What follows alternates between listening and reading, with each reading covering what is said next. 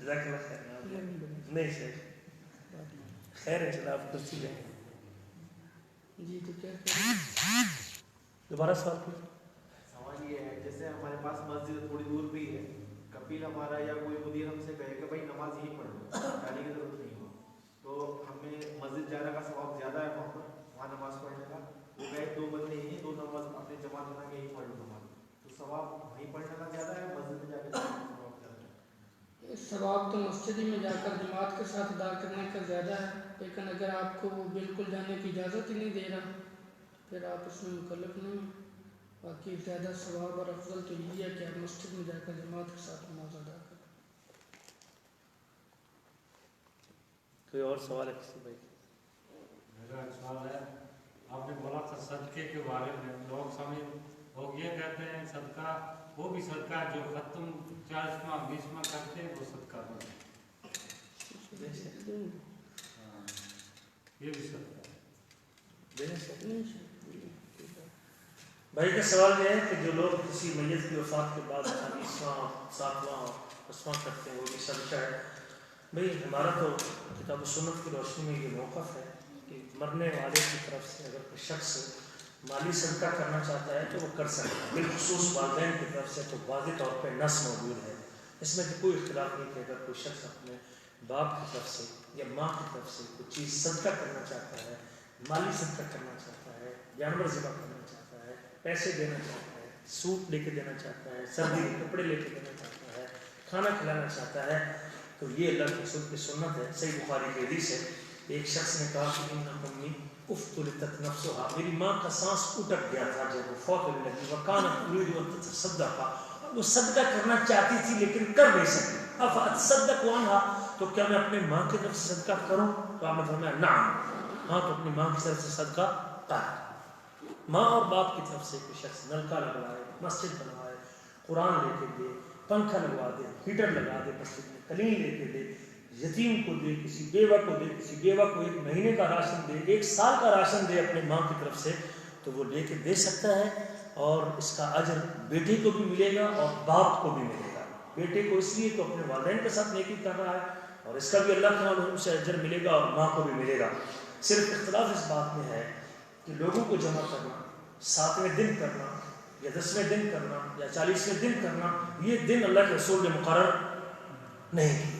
یہ دنوں کا مقرر کرنا یہ دین میں اضافہ ہوگا اور یہ بدعت شمار ہوگا. اس میں دکھاوا بھی ہے، ریاکاری بھی ہے، اور اس میں اوپر کچھ پڑھ کے دینا، یہ اتنی صورتیں پڑھیں گے تو ثواب ملے گا.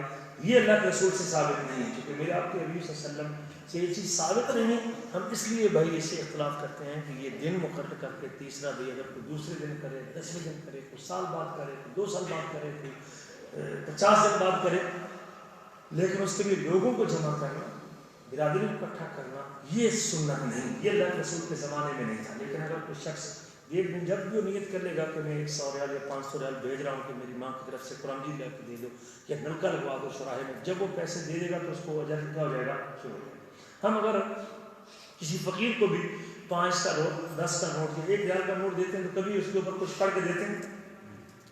صرف نیت ہوتی ہے، جیب سے پیسے نکالے اور چکے سے ڈال دیے، اس نیت کے اوپر اللہ تعالیٰ جاتا ہے. میں یہ نیت کر لوں اپنی ماں کی طرف سے کہ اس 10 ریال کا ثواب میری ماں کو ملے، میرے باپ کو ملے، تو کوئی حرج نہیں، کوئی آدمی روزانہ خرچ کرے اس میں، اور چھپا کے کرنا چاہیے. وہ حدیث میں آتا ہے کہ 7 بندوں کو اللہ تعالیٰ اپنا سایہ نصیب کریں گے قیامت کے دن، جب کوئی سایہ نہیں ہوگا.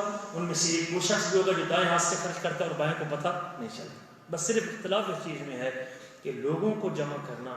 حضرت جریر بن عبداللہ کی غالباً حدیث ہے، کننا نعد الاجتماع عند اہل المیت من النیاح، ہم اہل میت کے گھر جمع ہونے کو نواخوانی کی ایک شکل شمار کرتے تھے. بس یہ چونکہ اللہ کے رسول کے صحابہ کا طریقہ بھی نہیں اور اللہ کے نبی کا طریقہ بھی نہیں.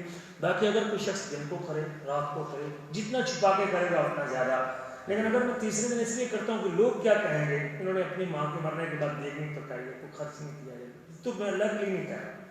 میں اگر نہ کروں، میرے پاس اگر گنجائش نہیں تیسرے دن 7ویں دن، تو کوئی بات نہیں، یہ میرا معاملہ اور میرے رب کا معاملہ ہے. میں اگر اپنے گاؤں کے مسکین بچوں کو، یتیم بچوں کو، بیوہ عورتوں کو اگر 1 سال کا راشن دے دوں، گھی کٹنگ لے کے دے دوں، یا میں ان کو یہ گوشت لگوا دوں اپنے کسائی، گاؤں کے کسائی سے کہہ دوں کہ آپ 1 کلو گوشت ہر مہینے دے دیا کریں اس عورت کو، تاکہ یتیم بچے گوشت کھا لیا کریں، اور اس کا ثواب کس کو ملے؟ جب میں اس کو مہینے بعد بل ادا کروں گا تو میرا تو اس وقت جب میں نے نیت کر دی، کسائی سے کہہ دیا کہ 1 کلو گوشت، اور میرا ارادہ ہے کہ اس کا ثواب کس کو ملنا چاہیے؟ میری ماں کو اور میرے. تو یہ اس کا یہ آپ کو پتہ یا آپ کے اللہ کو پتہ ہے، کسی تیسری شخص کو پتہ؟ اگر کچھ اس طرح کا کام کرتا ہے، بوری چاول کی لے دے بھائی کسی بیوہ خاتون کو، یہ گندم کا من لے کے دے، آج کل جب آٹا نہیں مل رہا، کسی بیوہ عورت کو، اور اس کی نیت یہ ہو کہ اس کا ثواب میری امی اور ابو کو، تو اس سے کوئی اختلاف. یہ تو ہے والدین کے حوالے سے، اگرچہ باقی میتوں کے حوالے سے کوئی واضح روایت تو موجود نہیں ہے، لیکن علماء نے یہ قیاس کیا ہے، اسی والدین کے اوپر قیاس کر کے باقی میتوں کو فائدہ بھی اسی میں کہا ہے. تو یہ میرے عزیزوں اللہ کے رسول کا طریقہ ہے اور اللہ کے نبی کی یہ سنت ہے. لیکن جو اور یہ کرنا چاہیے، ہم تو کہتے ہیں. میری والدہ جب فوت ہوئی، ہمارے والد صاحب فوت ہوئے، ہم نے کوئی استعمال نہیں کیا، کوئی کٹ نہیں کیا، کوئی لوگوں کو جمع نہیں کیا، کوئی برادری کو اکٹھا نہیں کیا. لیکن اگر میں بالفرض گرمی کے دنوں میں پانی کا ایک کولر روزانہ بھروا کے کسی اسٹاف کو بنا دیتا ہوں، اپنے گاؤں میں اڈے میں رکھ دیتا ہوں، اور اس میں برف ڈال دیتا ہوں، اور نیت یہ کرتا ہوں کہ اس کا ثواب میرے ابو کو ملے، یا مجھے پتہ ہے یا میرے رب کو پتہ ہے، کسی تیسری شخص کو پتہ، تو اس طرح کام آپ کرتے ہیں. بیوہ عورتوں کو آپ دے دیں، یتیم بچوں کو آپ دے دیں. کوئی شخص پوری زندگی دیتا رہے، بھائی ہم تو کہتے ہیں ہر مہینے کو دے اپنی ماں کے نام پہ، تو اس کے اوپر کوئی حرج نہیں. بس صرف اختلاف ہے اس کو جمع کرنا، لوگوں کو کٹ کرنا لوگوں کا، اور لوگوں کو بتانا کہ یہ ماں کی طرف سے خیرات کر رہا ہوں یا باپ کی طرف سے خیرات کر رہا ہوں. یہ اللہ کے رسول کا طریقہ نہیں ہے، اور اس سے میں تھوڑی سی کوفت ہوتی ہے کہ یہ اللہ کے نبی کی سنت نہیں ہے، اور یہ ہم نے دین میں اپنی طرف سے اضافہ کیا ہے.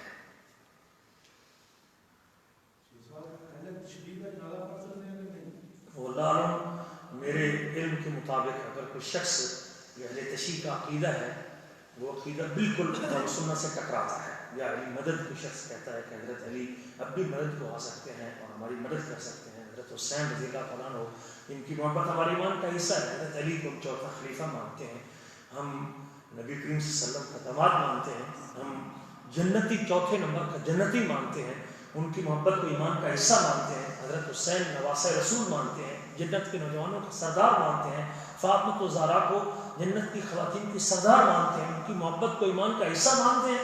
لیکن اگر کوئی شخص یہ کہے کہ پنجتن پاک یا حضرت علی، حضرت حسن حسین یہ اب ہماری آوازوں کو سنتے ہیں اور ہمارے حالات کے اوپر نظر کرم کرتے ہیں اور ہماری مدد کو آتے ہیں، تو یہ اللہ کے ساتھ شرک اکبر ہے. اور اگر شخص اس عقیدے کے اوپر فوت ہوتا ہے تو کسی ایسے شرک اکبر کرنے والے کا جنازہ پڑھنا، تو اس کے لیے مغفرت کی دعا کرنا تو جائز نہیں.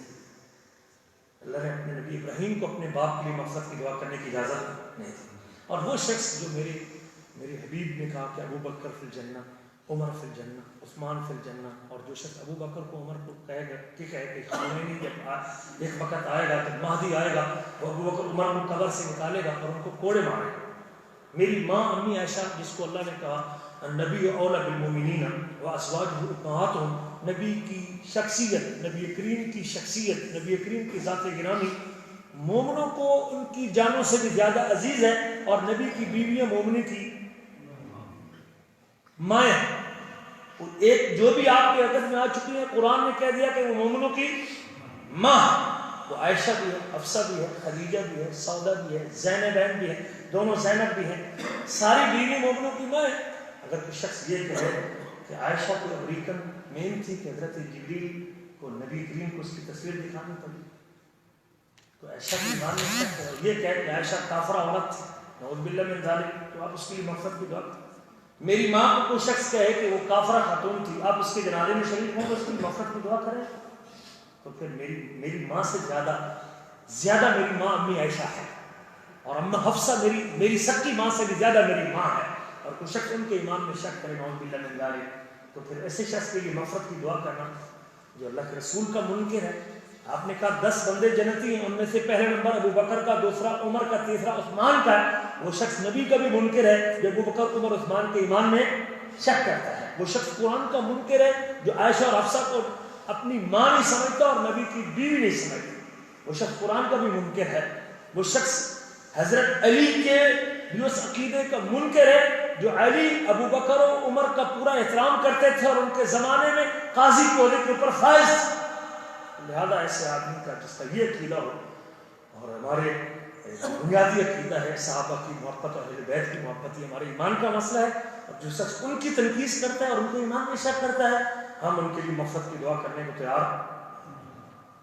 ہم قطعاً ایسے کسی شخص کے لیے یہ کہنا کہ اللہ اس کے گناہ معاف کر دے جو شخص اللہ کے ساتھ شرک کرے اور جو نبی کی توہین کرے اور رسول کی باتوں کو ٹھکرائے اور اللہ کے رسول کے اوپر اس کا ایمان ہی باقی نہیں بچتا، اگر وہ نبی کریم صلی اللہ علیہ وسلم کی بیوی بھی جس سے محفوظ نہیں اور نبی کریم صلی اللہ علیہ وسلم کے ساتھی بھی جس سے محفوظ نہیں جس کی زبان سے، اس کے لیے مغفرت کی دعا کرنا کیسے جائز ہو سکتا ہے؟ اللہ سے دعا ہے کہ اللہ سمجھ ان سے رشتے ناطے کرنا قطعاً ہم تو اس کو جائز نہیں سمجھتے کسی ایسے شخص سے جس کا یہ عقیدہ ہو کہ قرآن جو نبی کریم پر آیا تھا وہ 40 پاروں کی کتاب تھی اور وہ مہدی لے کے ابھی تک غار میں بیٹھا ہوا ہے اور مہدی آئے گا تو وہ قرآن نکال کے آئے گا، یہ قرآن ناقص قرآن ہے اور اس قرآن کے 10 پارے ابو بکر صدیق کی بکری کھا گئی تھی نعوذ باللہ من ذالک۔